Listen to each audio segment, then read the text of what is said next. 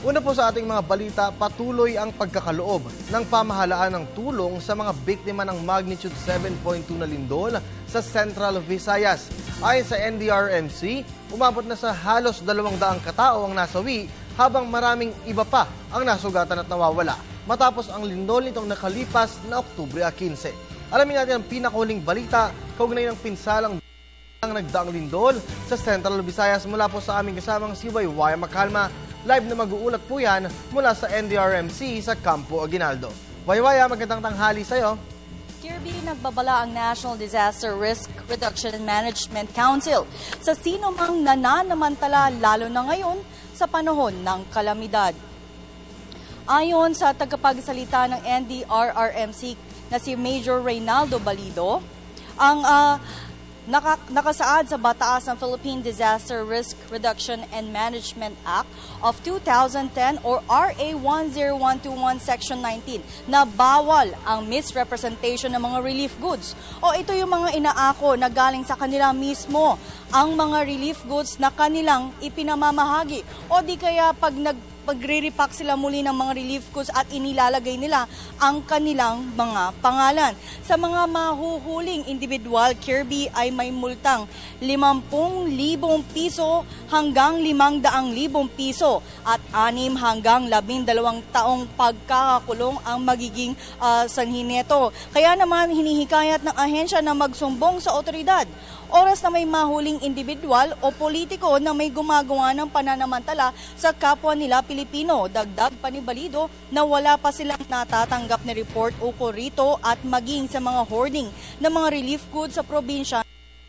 Kailangan muna nila itong i-verify bago gumawa ng aksyon laban sa mga taong nananamantala. Gayunman, ang karaniwang punong abala sa pamamahagi ng relief goods ay ang Department of Social Welfare and Development o DSWD. Kailangan muna ng ahensya na mamahagi ng card sa mga apektadong barangay o kaya naman ang mga local chief executives na ang mamamahagi nito sa kanilang sinasakupan.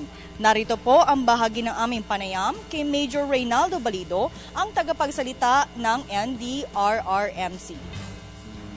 Ating batas, yung Republic Act 10121, na nagsasabi na bawal gawin yung mga yon. Yung tulad ng misrepresentation, palabasin mo na sa'yo galing. Yung palitan mo yung lalagyan para magmukhang sa'yo galing.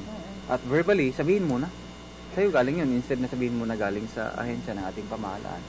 So, yun yung mga evidences or yung mga... Yun yung mga sinasabi na bawal gawin. Bawal gawin. So, in case a resident or someone from their end, sir, na caught one of the things officials that you mentioned, na ginawa nila yun, sir, paano nila? Magre-report sila sa this police? is a criminal...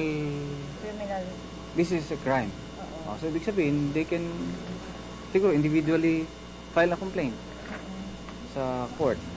At may ano dyan, may penal clause, may mga penalty kung mapatunayan. Like, mayroong multa na hindi bababa sa 50,000 pesos hanggang 500,000 pesos. At kung mapapatunayan talaga yung pagkakulong. Samantala, Kirby, ayon sa huling tala ng National Disaster Risk Reduction Management Council, umabot na sa 106 ang namatay dahil sa lindol at karamihan dito ay galing sa probinsya ng Bohol. Sa bayan ng Balilihan, Bohol, natagpuan ang dagdag na 4 na namatay, habang nagtala sa 605 ang sugatan at nananatili sa 11 ang nawawala. Bumaba naman ang bilang ng mga apektadong pamilya o individual ng lindol. Ngayon ay nasa 588,564 na pamilya o 2,945,963 na individual ang apektado ng lindol. Nagtala naman sa higit 902 milyong piso ang halaga ng pinsala sa infrastruktura.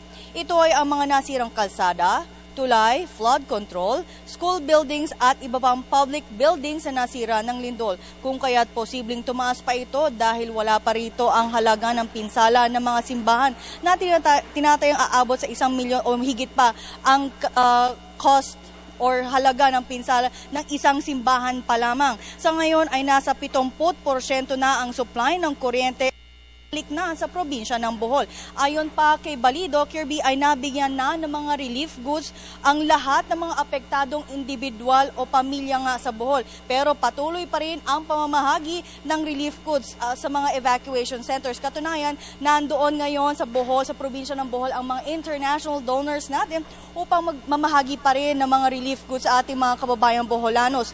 Pero kung may ilang pang hindi nakakatanggap ng mga relief goods o tulong mula sa ating pamahalaan, ay maaaring ipaalam pa rin ito sa DSWD. Banggitin ko lang, ito po ang maaari pong ninyong numerong tawagan o i-text sa DSWD. Ang numero pong ito ay 0917-890-2327. O maaari din kayo mag-text, i-type lamang po ang iReport space your update, space, ilagay niyo na po ang inyong mensahe, ilagay niyo po doon kung anong lugar kayo, anong bayan, at ilan po kayong pamilya hindi pa rin nakakatanggap ng mga relief goods. At sa mga may Twitter account, maaari din gamitin ang hashtag earthquake para sa mga hindi pa nakakatanggap ng tulong. At Kirby, yan ang pinaka-latest update mula rito sa Campo Aguinaldo.